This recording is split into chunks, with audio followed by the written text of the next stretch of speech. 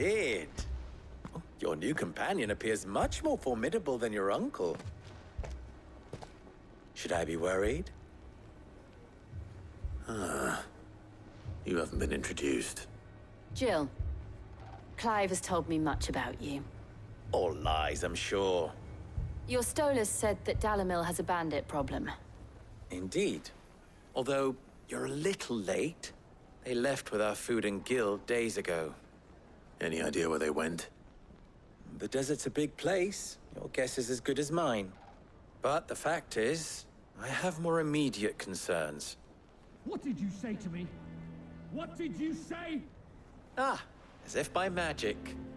Let's just say we've yet to reach a consensus about how to solve Dalimil's little problem. And at this rate, it won't be the actions of the bandits which prove to be our undoing. It will be our own.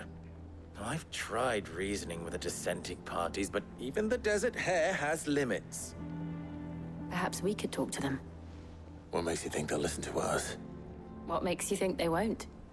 She makes a fair point, Sid. And you won't have wasted much of your precious time if you fail. They're just across the courtyard.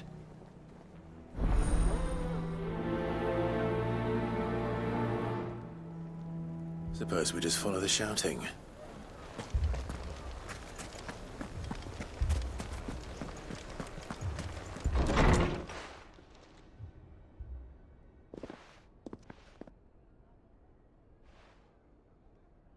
You wouldn't talk like that if it had been your men whose throats were slit. Blood for blood, it's the only way.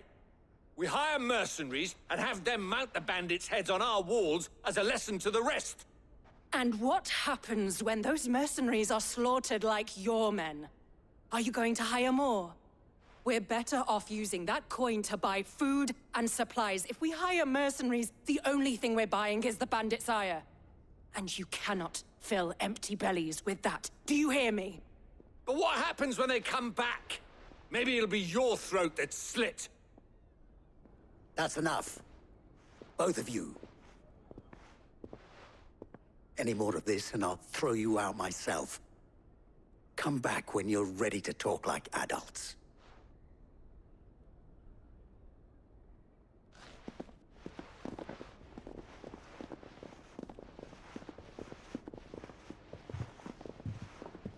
Victor. What's he doing here? Sid. And Lady Jill. What brings you here? I was about to ask you the same thing. Costness is in chaos, and the markets have all but ceased to operate. The Briar's Kiss here in Dalamil is the only place I can reliably obtain supplies. I was here to do just that when Master Lubor told me of his troubles. He thought I might be able to talk some sense into these fools. But if you're here, I suppose his patience must be waning. Who are those people? Those were the thorns in Lubor's side. And the reason this place might be headed the same way as Costness. It's these accursed skies. The darkness is enough to drive a man to madness. Or an entire city, for that matter. We're still working on the skies. But in the meantime, perhaps we can find a solution to Dalamil's problems. I hope so. For all our sakes.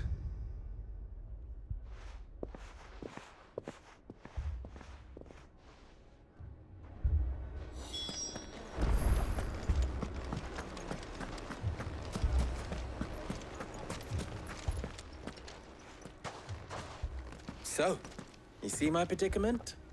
What I saw was a room full of people who were angry and afraid. And with good reason by the sound of it. But if left to smolder, that anger and fear could set the entire town alight. My thoughts exactly. What to do? Both sides wish to protect their homes and livelihoods, if only they could agree on how. But as long as they are divided, we are vulnerable. And if there's one thing bandits like, it's an easy target. What would Sid the Outlaw suggest? Well, If it were my namesake, he'd let them choose for themselves and be on hand to pick up the pieces when it all went wrong. That sounds like a recipe for disaster. A recipe for disaster is precisely what it is. But perhaps that realization would be enough to make them question the ingredients. While it's plain neither Conrad nor Natalie will countenance the other's proposal, it may still be possible to make them doubt their own. Before presenting them with a third option. And that would be? To pool our resources and save the city ourselves.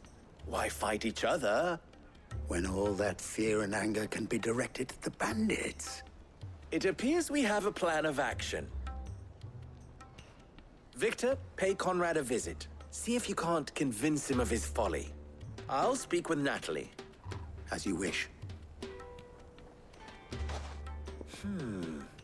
Your faces are not well known in this town. That may prove useful. Don't worry, Victor and I will do most of the talking. You need only play along. Play along. What he means to say is yes.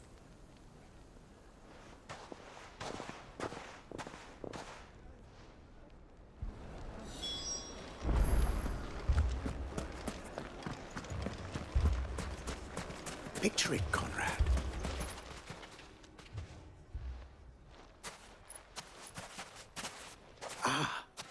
Here she is. The Lady of the Spear herself.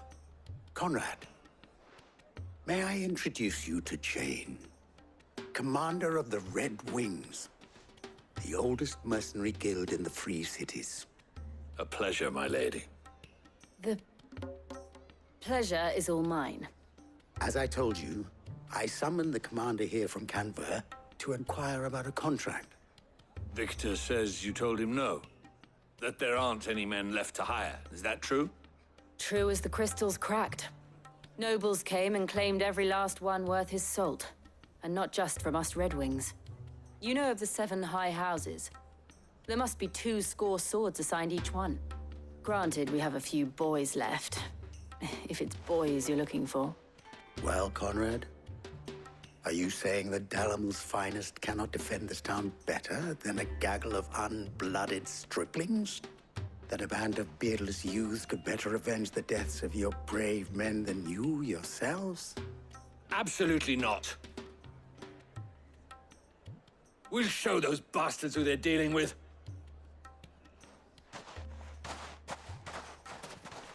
I can't believe that actually worked.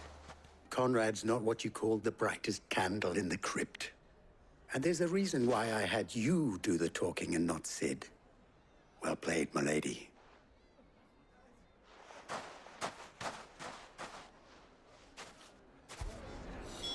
Then let us band together and show these brutes that Dalimil is not to be trifled with. Fucking thieving bastards. My shop. If I had my pickaxe, I would... I mean, it may still be possible to buy something. Ah, here he is now.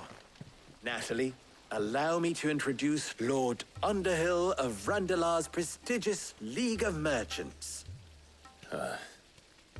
Lord Underhill. At your service. Underhill. I was just telling the good lady of our conversation, my lord, and how you were lamenting the state of the capital's stores. Lubor says that not only are the granaries almost empty, but that war and the Blight mean this season's harvest won't be enough to fill them for winter. Indeed, certainly that is the case. The nobles in the capital are buying up the city's stocks of barley and wine, driving the prices higher than most commoners can afford. It is only a matter of time before the peasants revolt. It is worse than I thought. If what Lord Underhill says is true, I fear we have little hope of supplementing our stores, meager though they regrettably are. And while I applaud your endeavors to dissuade our more bellicose citizens from seeking vengeance, I sense Conrad is not wrong in his assessment of the bandits' likely return. Which means that now, more than ever, we will need to secure what little we still have. Food, weapons, herbs, everything. If our humble town is to endure not only this hardship, but those that are certain to follow, we must stand united. All right. If it will help to protect my home, I'll do it. But you needn't have gone through this charade.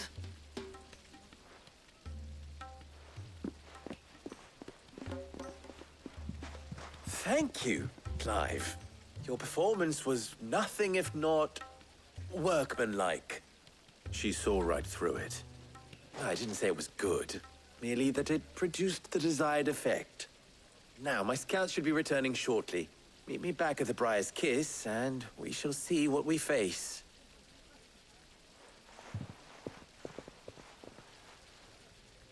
I'm not convinced our roles in this ruse were entirely necessary. I don't know. Conrad seemed quite taken with you. Mummy, I'm scared.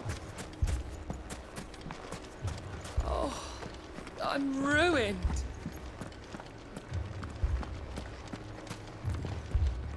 Good news, Sid. Both Conrad and Natalie have somewhat gracefully accepted their new roles. With time, they may even learn to. Time no longer appears to be the luxury it was before lunch. I take it your scouts found the bandits.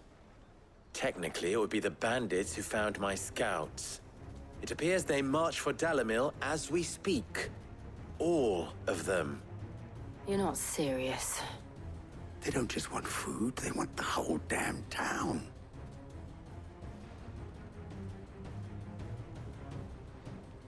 I have a favor to ask.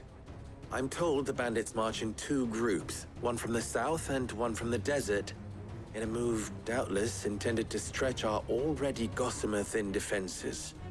Very well. Jill and I will meet those from the desert. But what of the rest? The rest, my friend, the city shall fight. Together. Mistakes, I concede, are high. But if this does not unite Dalimil, nothing will. That is a lot of faith to put into those who had their hands around each other's throats but a moment ago. Then it will be for us to see that their hands are kept occupied. And I do mean us. I thought you might say that.